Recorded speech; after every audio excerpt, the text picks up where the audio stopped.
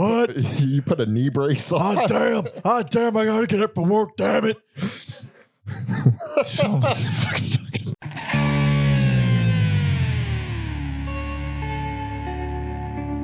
Welcome to Every Album Ever with Mike and Alex. My name is Michael Mansour, and I'm joined, as always, by my lovely, wonderful co-host, Alexander Volts. Say hello. Hello. I'm angry, Alex. We're redoing this for the second time. My dumb ass forgot to hit record on the video, so this is the second intro and first chunk of, like, I said so many things that were off the cuff and genuine, and now I gotta fucking do it again. You know how hard that is? God damn it. This is Every Album Ever, the podcast. We listen to every single album in the world, one artist at a time. That's a new discography per episode.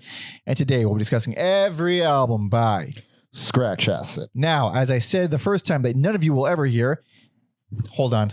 Plugs? Hold on. No. I'm making sure everything's recorded. Making sure everything's recorded. This is for Mike. This episode is for Mike because this is a long time coming. We covered Rape Man. And people have been asking for the Jesus Lizard for a while. Mm-hmm. You think I don't fucking know that? You think I don't love the Jesus Lizard? You think we're not going to cover the Jesus Lizard? No, we're waiting to do Scratch Acid first. And that's what we're doing right now. So we're here with Scratch. Oh yeah. But before getting into all that, if you want to help and support us, for the love of God, like the video. If you like it, please share, comment. Please the almighty algorithm, because no one else is going to do it. Please, for the love of God, my God, we're dying here. Help us help you. You'll get better podcasts. Yes, we'll be good at podcasting if you start giving us money. Yeah. You can find the entire discography of Scratch Acid in the description, because everything of theirs is condensed into one CD. So you can find that link in the description. Usually you have places associated with every episode. You can find all of those at everyalbumever.com. Patreon.com/everyalbumever if you want to get bonus episodes, early access to the loose ends episodes, discounts. Man, am I really recording this right? Am I really doing this? I'm just so paranoid. It's hard to know if you repeated yourself, because as you like to say, little inside baseball, we're doing a 2-for-1 recording, and then on top of that, this is the redo. So everything timelines are weird right now. It's really weird. It's no longer linear for me. It's all one giant circle, baby. Yeah. Just like Matthew McConaughey said in True Detective. But discounts off merch. You fucking get to see our schedule in advance. You get to vote on polls to decide who we're going to cover next. And if you're tier 2, if you're bigger than Jesus, then you get to suggest artists for us, because that is the only way we can do it nowadays. There's just too many requests. We're only 2 men who do this once a week. So if you want us to cover your favorite artist, Patreon's where you go. So thank you for that. Please do that. Okay. There we go. Okay. Back to Scratch Acid. Yes. So, as I said the first time, comfort food for you. So like sludge metal, stoner metal. Yeah. For me, it's noise rock, baby. I'm a big hardcore punk fan. That's what I grew up with. But noise rock is really where I started to flourish. These are the bands I fell in love with. Scratch Acid was a huge part of that. They're one of the first noise rock bands I ever heard. I told our listeners I wanted to listen to this band when we did Rape Man, but I would wait for you guys.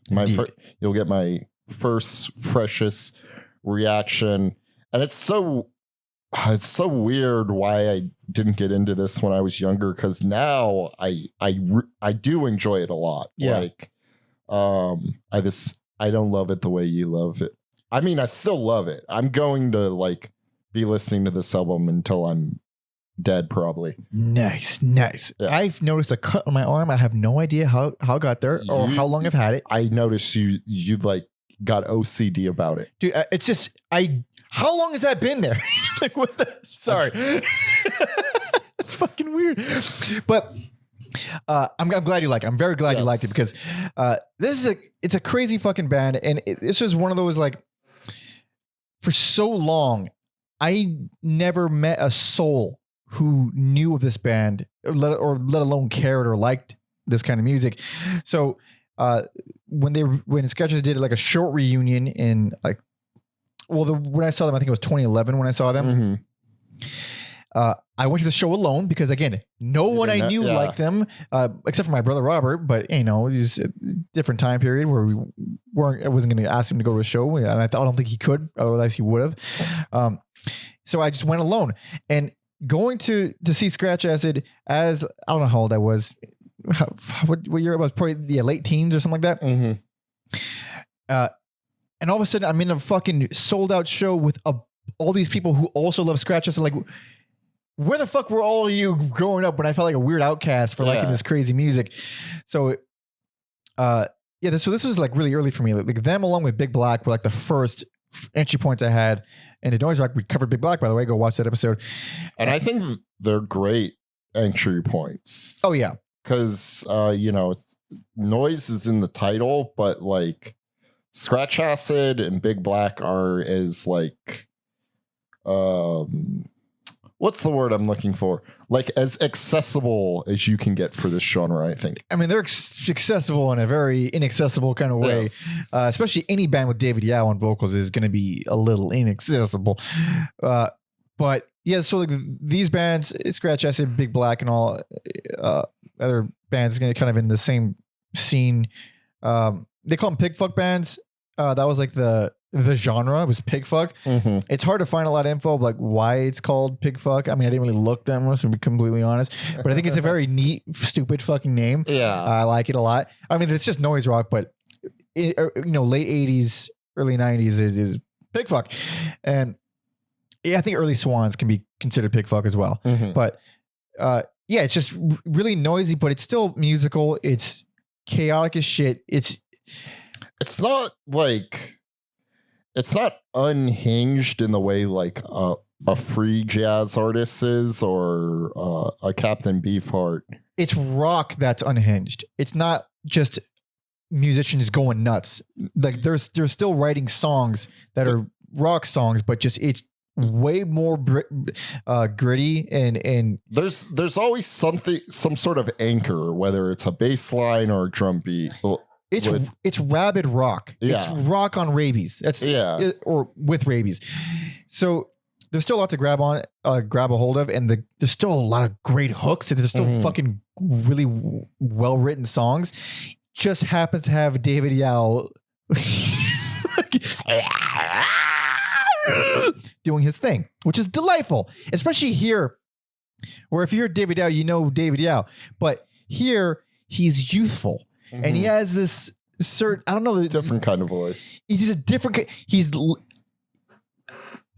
so he's not deep throating the microphone in this band nearly as much as he would in the Jesus Lizard. There's more singing, and it's not singing. It's just he's a weird fucking guy. And I mean, I love David Yow, and I think he's wildly entertaining, but his singing comes across as singing, even though you can't really call it singing. Like you hear people try to do what he does, and it's like, oh, you're just copying David Yow, because that is how fucking distinct what he does is, even though he's just a man losing his mind. Sure. It's like, aren't we all? I suppose in a way we are. But you hear Scratch Acid and Jesus Lizard and you think, oh, he's just like copying Nick Cave and the Birthday Party. Covered them too, by the way. But even then, he doesn't really sound like Nick Cave and the Birthday Party. No, yeah. I think I only thought about the Birthday Party like one or two songs. I never like really like thought, because I see it brought up a few times. People like compare them to it. Yeah, I didn't even really think about the Birthday Party while listening to them. They don't sound like them. They're a different band, and weirdly enough, they're way more musical than the Birthday Party. Oh, for sure. Birthday Party is I love them, but they are not for people. They're like I can't listen to the Birthday Party for pleasure, really, except for maybe Junkyard. But you ever see like hip, attractive people wearing like the merchandise that, I don't know what it's for, if it's just a brand or if it's tied in the Antisocial Social Club? Oh yeah. I'm just like, you guys don't even know. That's not exactly antisocial if there's a bunch of people wearing it and you're like bonding with people for wearing it. I'm like, yeah, you should have to be forced to listen to like the Birthday Party and Captain Beefheart or just like Scratch Acid.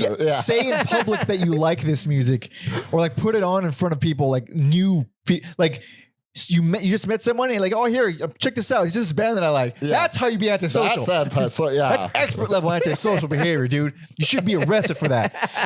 But I love it. I fucking love anybody who did that with me. But so this also is, even though I've been listening to this band for most of my life at this point, I don't know a lot about them really. Like I know they formed in Texas and in Austin, and they went on to do other stuff, but like there's not a lot of info.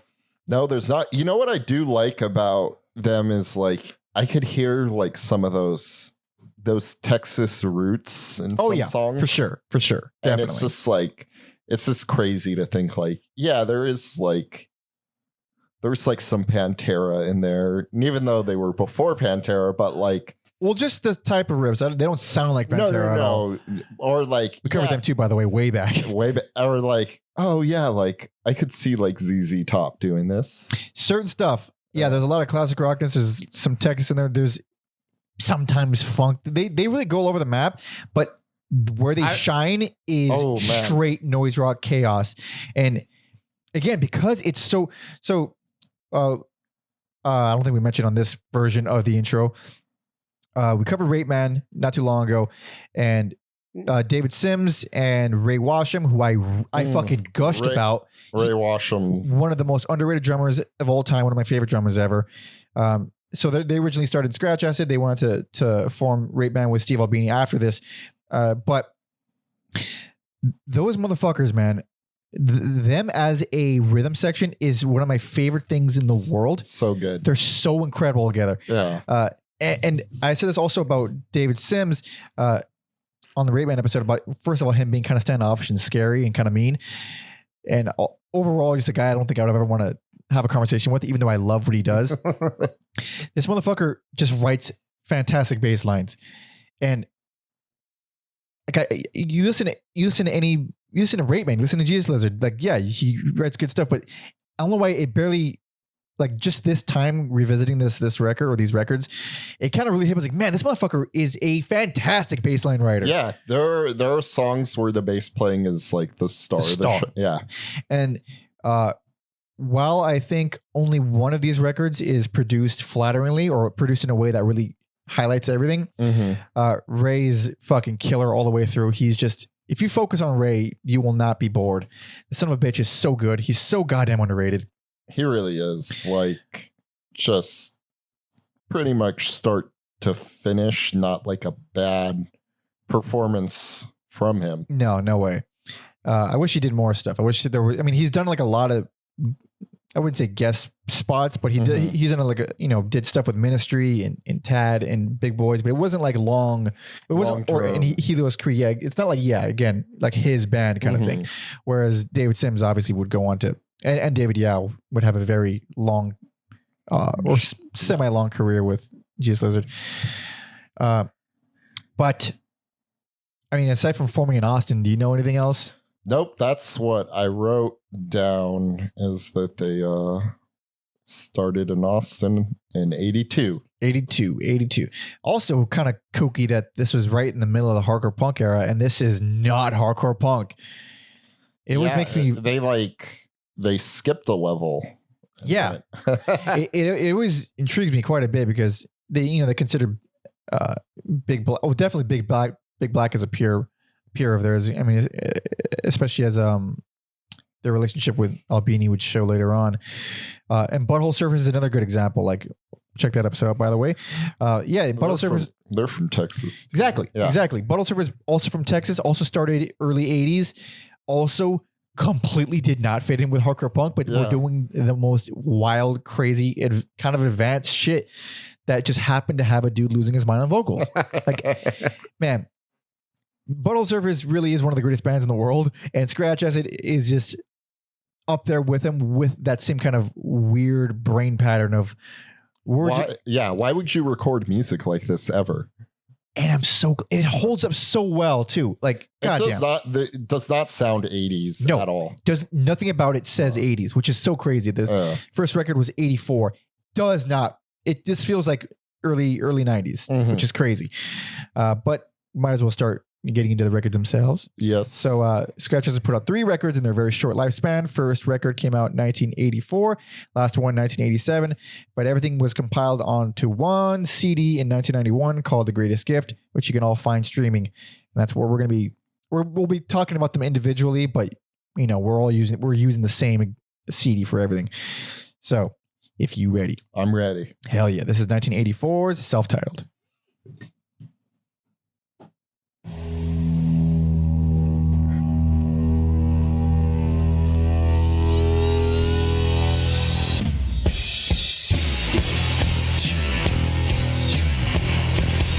Oh, this opener is one of the greatest openers of all time. So good. So fucking good.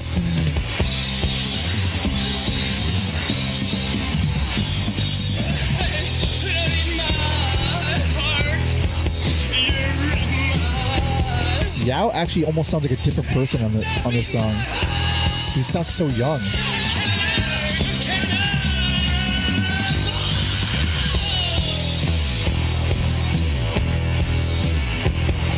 That fucking reverse cymbal sound. Yeah. Every single it's. I've never heard it used that like consistently. Yeah, like as a part of the beat. Yeah. It's a nice touch for sure. Yeah.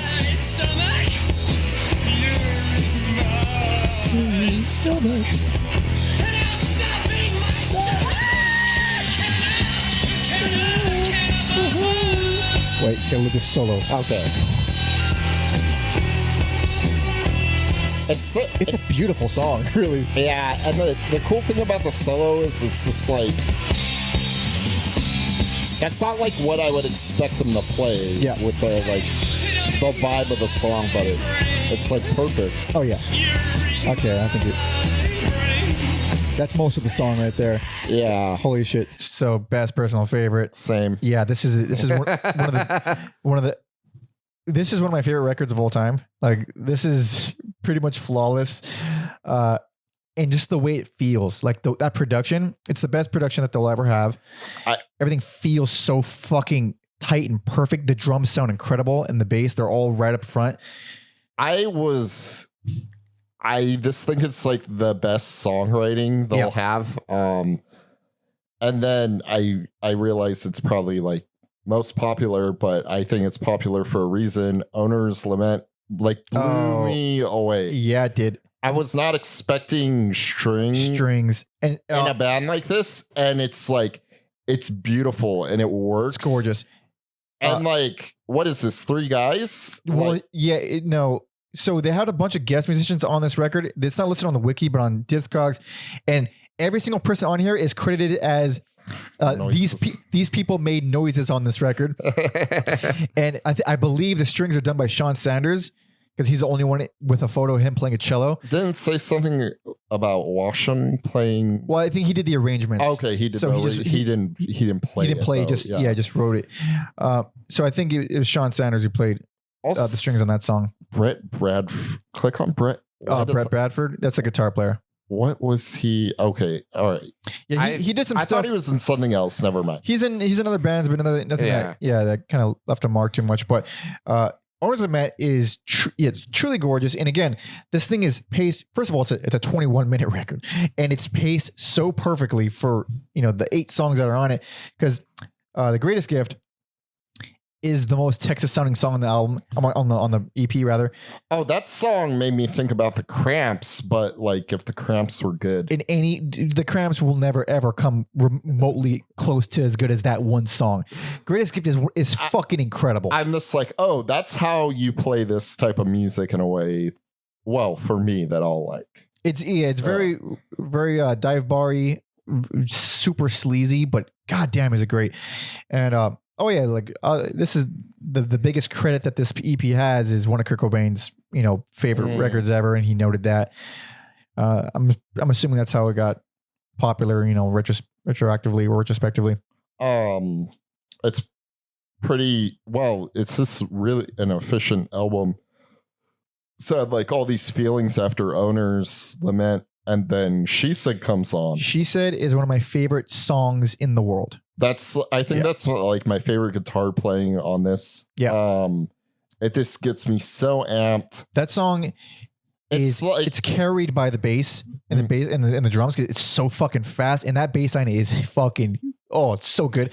But the guitars, they're doing this peripheral thing where it's melodic and it's dark and it's kind of melancholy. Mm-hmm. And it makes the whole song feel so ugly and dark, but driving and fast. It's crazy. Yeah, that song is an example that I can point to of like, it's noisy, but it's also catchy. Extremely catchy. Yeah, that song sticks in my head all the time. It's probably my favorite song on the record if I had to pick one. And just because I don't know, there's something about it. Mess that's just like Washam being Washam. I think that's the weakest song here for me. Really? It's still fucking great. It's still very wild, very fun.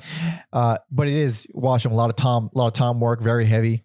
Yeah. And then we glossed over Monsters. Oh yeah. It's fucking a minute and 20 seconds of pure chaos. Ray on that song is unbelievable. Yeah. He's doing so much shit on that song. Yeah. It's fucking incredible. It's so goddamn good. Yeah, I think Monsters and Mess are like the big standout. The big Ray Washam songs, yeah. Yeah. El Spectro, fuck man. Probably, I don't want to say the darkest song on the EP, but it's definitely up there because those guitar lines, I think some of the most memorable guitar lines are on El Spectro, especially that outro. Fucking goddamn crazy. It's good. Crazy. And then it's funny because you talked about like how hardcore punk was, going on. Yeah. But like, yeah, like Lie There Screaming. Or Lay Screaming. Lay Screaming.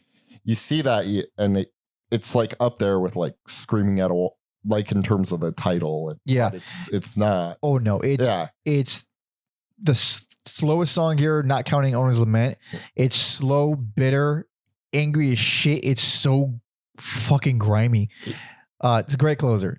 It's fucking brutal. I guess the rest of the album's so high energy that it kind of has to end with something a little bit. Yeah. Yeah. Otherwise, it would just kind of mess up the momentum. Yeah. And this is, I mean, it's just so well paced. And even if it wasn't 20 minutes, like it's hard to fuck up something that's that short. Yeah. But oh my God, it's hard to match this level of greatness, just period. And in Noise Rock, I was kind of chasing this high, honestly. Like I could see that. It's fucking great. Yeah. God, it's one of the best goddamn records ever. You got to hear it. If you can handle David Yow's insanity. And the fact that you can just get it, much like Minor Threat, all their shit packaged on, not that it's a big deal because streaming exists, but if you do feel inclined to purchase it, like, the fact that you can just get their whole career on one disc is so easy. Rad, yeah. Was it when my brother bought this years and years and years ago?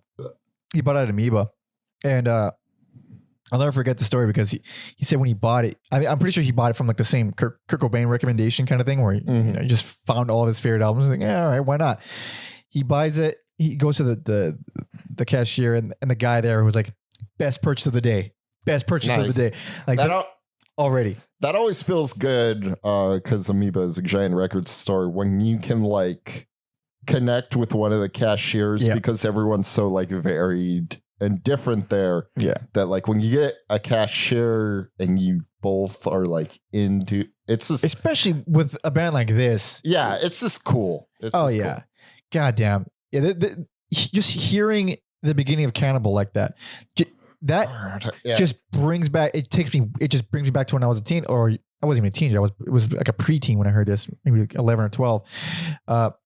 It immediately rockets me back there, and this holds a very special, deep place in my heart. The whole thing, all their stuff, but specifically this EP, and I'll talk more about it on the next record. But yeah, both of our best and personal favorite. This is incredible. Yeah, got it here. All right. But now we're moving on to their only actual full-length LP. This came out in 1986. This is Just Keep Eating.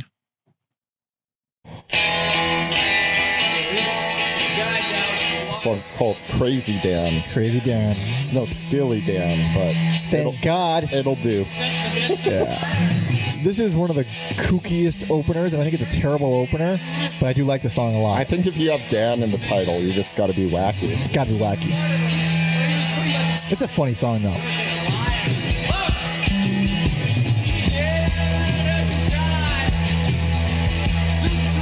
So out the gate, Ray Washam has been done a huge disservice. I was going to say, this album, or EP, does not sound... No, this is an album. This is the only album I have, yeah. Yeah, it doesn't sound as good as the last one. Yeah. The drums sound terrible. He's doing great, but production is very unkind. Also, this like the longest song on the album. Yeah. So I could see like wanting to get it out of the way, but... It's just an interesting opener.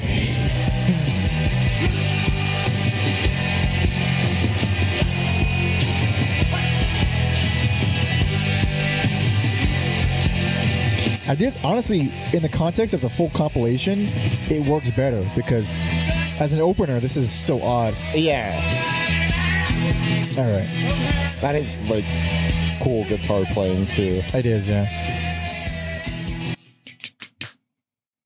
Well, worst least favorite. Should I hold off? I'll hold off. Oh, you're out of your fucking mind. This is clearly the worst. Well, this is widely considered the worst, even by the band. Yeah. Yeah, no one really likes this record. It's still a good record. It's just so, I don't know. It's so weird. And this is a band I wish we didn't have to do it for. Yeah, yeah. Because, like, I don't know. There's this, like, yeah, I don't think that's a good, like, intro on an album, but like Eyeball is like, that's where I hear riffs that kind of like remind me of ZZ Top or Pantera. Yeah. Like there's yeah, it's very Southern rock. Yeah, and then like Big Bone Lick just is like, even though it's long, it still like keeps up that energy. It's a weird song. And like that song, I can hear how like Cobain was influenced by them. Yeah. Like, so I like Big Bone Lick just fine. It's got great bass in there, but I never loved it. And there's a lot of this album that I don't love. And it's mostly because just the drop off from the first EP to this one is just so insane. Yeah. Like, because that was like perfection in noise rock perfection. And this is like, it's cool. It's really weird and super diverse. There's like funk stuff on here. It's like, it's way out there, but it's just, the writing doesn't match it. Except for like a few moments where I still think some of their best songs are on here. Like, fucking Ain't That Love. I love that. I love that song. That song is, and then, go ahead. The guitar riffs in particular.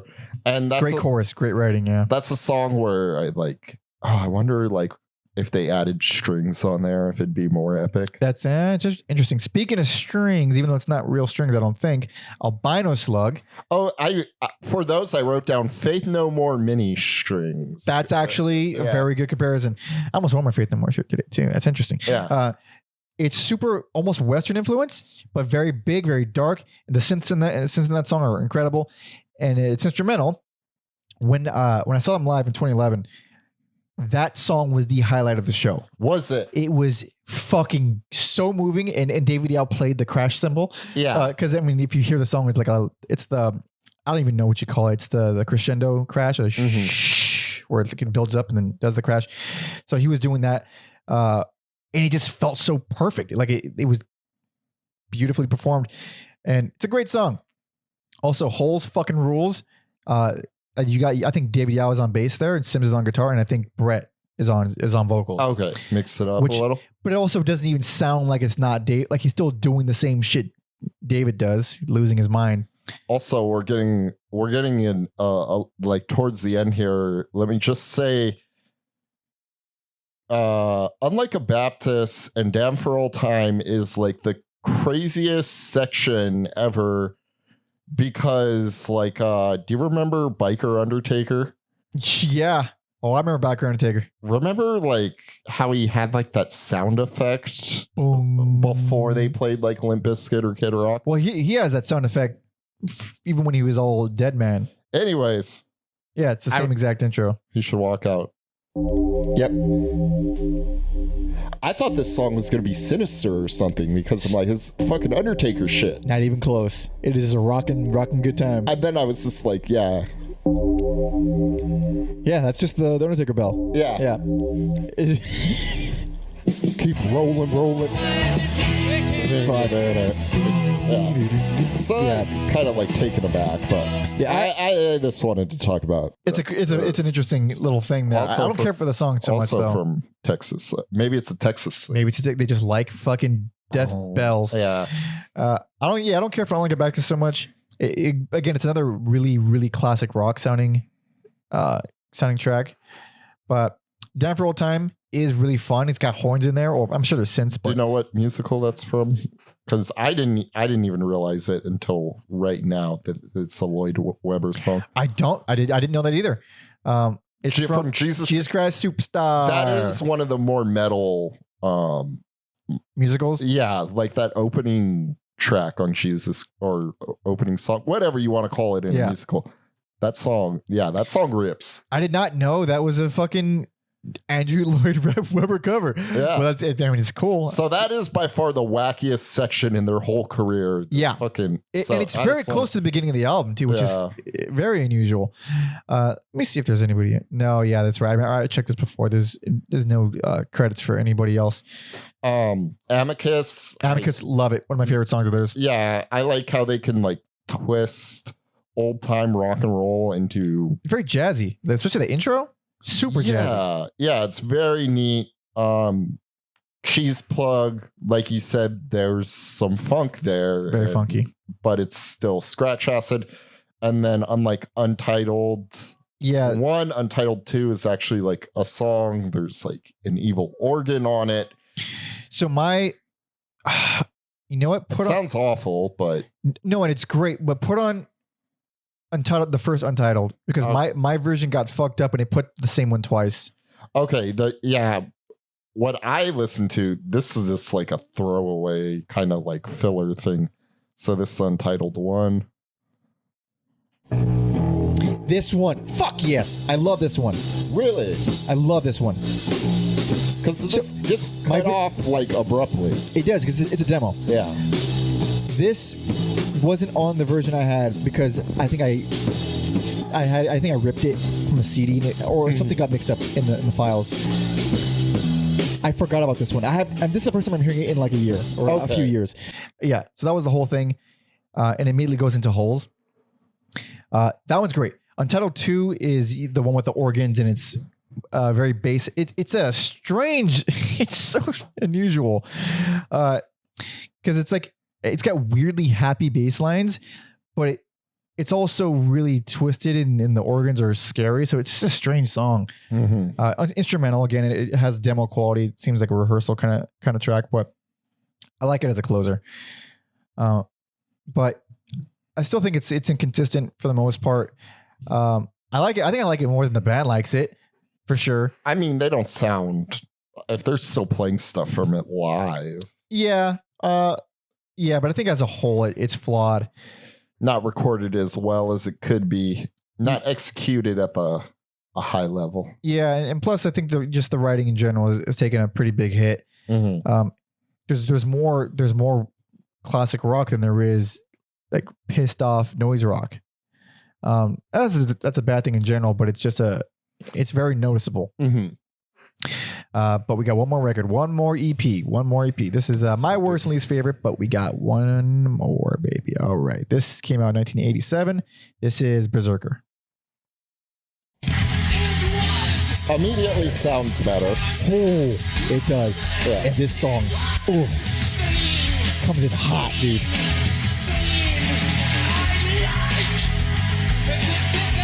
Those fucking filler bass lines. Killer.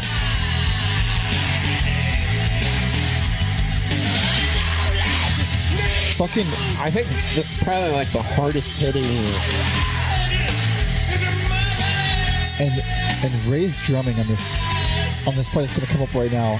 That fucking snare, dude. Right here.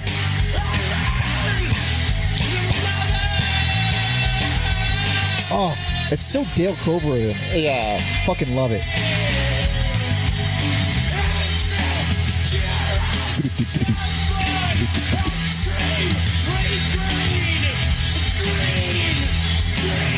Now David Yow sounds like the Jesus Lizard David Yow. Yeah. All right. I fucking love that song. It's a longtime favorite of mine. And yeah, still great, but I'm just giving it worst least favorite because it's so good. It just didn't stick. I don't know. Like the other one is flawed, and it came down to the wire for me. But I love almost every song on here. Like killer, dude. I don't know. They didn't stick with me the way Moron didn't stick with you. So before you put it on, that song is very similar to She Said in the sense that was the only time I thought about the birthday party, and not even yeah, it does. That definitely has birthday party to it. Yeah, I have like nothing against this album. Yeah, it's just stupid rules. I know. but it's similar to She Said in that the repetitive bass line really carries the whole thing while everything else is going wild, and the drums in that song are goddamn. So my biggest problem with this EP is the production, specifically on the drums. Like I said in the beginning, that the first EP is the only time Ray is done justice, because they sound so fucking echoey and trebly and tinny.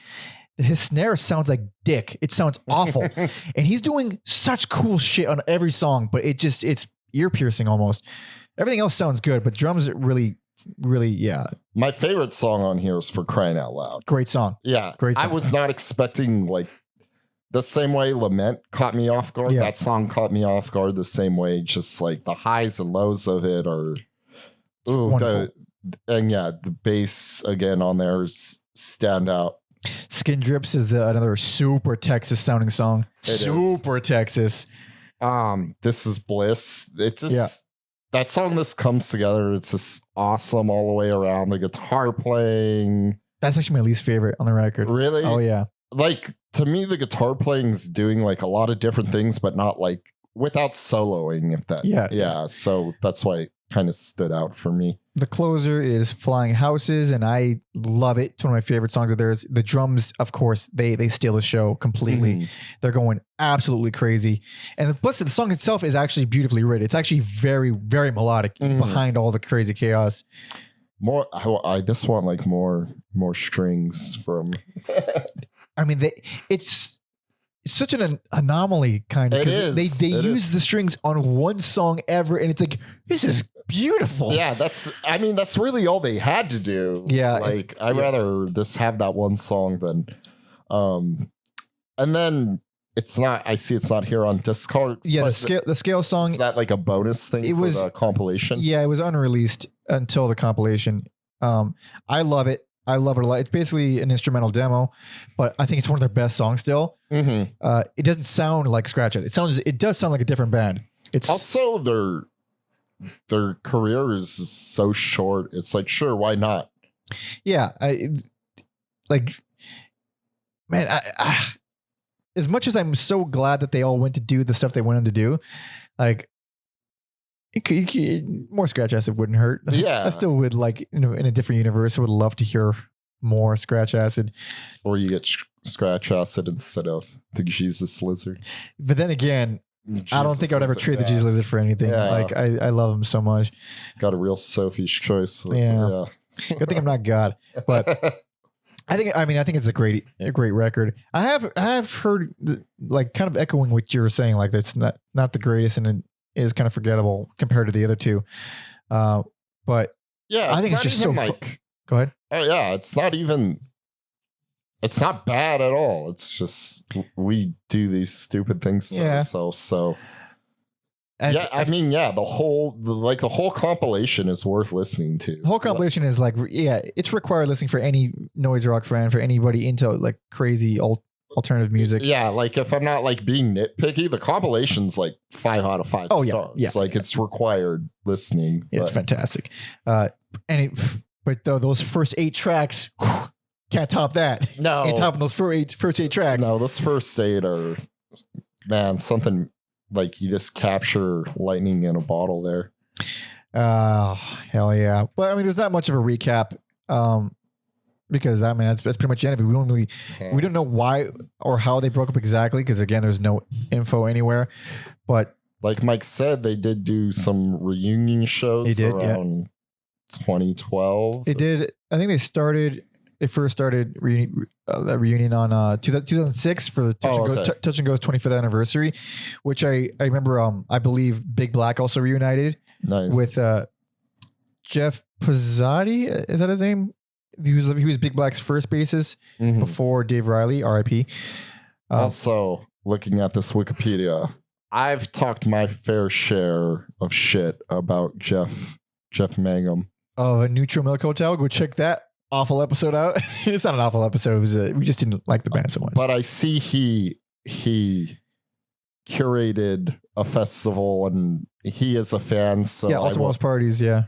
Big giant UK festival. I don't like your music, Jeff, but maybe we got more in common than I thought. He got, so it was 2012. He got Scratch Acid to reunite. Maybe it wasn't him, but he This is put together. Mia Copa? What's that Italian phrase where you're this like? But I have no idea. I shouldn't have said it. I don't know. Whatever. That's my peacemaking. There we go. Yeah, exactly. My olive branch. It's not bad. To Jeff. It's not bad. So yeah, they reunited for that in 2012. And it's funny on the wiki they don't say anything about their reunion in 2011. Or why they broke up or nothing. But we do know that they Ray Washington went on to go with Big Boys and Healers Creed Ministry later on, and then David Sims and Ray Washington formed Rape Man with Steve Albini, like we mentioned earlier. Please watch that episode. And then after that, David Yow and David Sims formed the Jesus Lizard with Dwayne Dennison and the Drum Machine, and then eventually the drummer whose name I forgot afterward. And we all know Jesus Lizard, and we will cover them soon. Don't you worry. So yeah, everybody's all well and good. I believe David Yow is singing for Flipper right now, if I'm not mistaken, which is crazy. That is crazy. I like how now when bands, if you can't get like an essential member, you just bring someone from a equally as beloved band in, and it's like fun. And it wins. And it fucking wins. And I think Quee's still together, which is David Yow's 3-piece with just drums, guitar, vocals. Oh, and one album with Trevor Dunn. I didn't realize they did an album with Trevor Dunn. Interesting. I never listened. I only heard a little bit of this band, but that's an interesting one. I should probably look into that. But yeah, I mean, there's not much of a recap. We both have the same best for CP, and worst for me, Just Keep Eating. Worst for Alex, Berserker. But it's still amazing. It's still amazing. You still got to hear the whole fucking thing. It's so good. So goddamn good. It's in the description. Listen to it. But this is fun. It was a long time coming. It's almost disappointing that they didn't have a longer discography because I would like to talk more about them. But I can tell. I love them so. This is such an important record for my life. Like I'm not no bullshit, dude. It's Scratch Acid and Slint. Like these were the two big bands that formed me expanding what I thought music was. Like that's what let me realize like this shit is not just rock, metal, punk. And hip hop. This goes way deeper. It can go crazy. It can make you cry. It can make you feel all kinds of shit. Like these are the bands that really fucking open things up. Mm-hmm. Damn. What? Mike's just gonna turn into Stone Cold Steve Austin. I do every night before I go to sleep and after everyone leaves. It's like a werewolf. Oh thing, yeah, but exactly. I go Stone. What? You put a knee brace on. Damn! I gotta get up for work. Damn it! But thank you all so much for listening and watching. If you want to support us, like the video, share it, leave comments. If you know people who like Scratch Acid, show them this episode. We need more people like them. Those are our favorite people who like the weird, crazy music that no one else likes. You find the whole record in the description, along with plays associated with every episode that we've done, everyalbumember.com, blah, blah, blah. Patreon.com/everyalbumember for bonus episodes, early access to all the loose ends episodes. We got more coming up pretty soon, by the way. Discounts off merch, 20% off all merch. And see our upcoming schedule. You can vote on polls, all this fun stuff. It's a nice community we got there. Everyone's very awesome. And if you're tier 2, if you're bigger than Jesus, then you can suggest artists for us and we will actually cover it because that's the only way these days. You can follow me on all social media at PandaMonkey. You can follow Alex on Instagram at Mother Puncture. I think it's it. That is it. Hell yes. Except you doing your civic duty. Indeed. But we got a little final song, Picky Poo. And there is no question here, baby. We got to go. She said, hell yeah. So, love it. So thank you. Crap. Get that. Oh, hold on. Redo. Music was playing there. Holy shit. You put it there. There we go. I got too excited. Thank you all so much for listening and watching. See ya.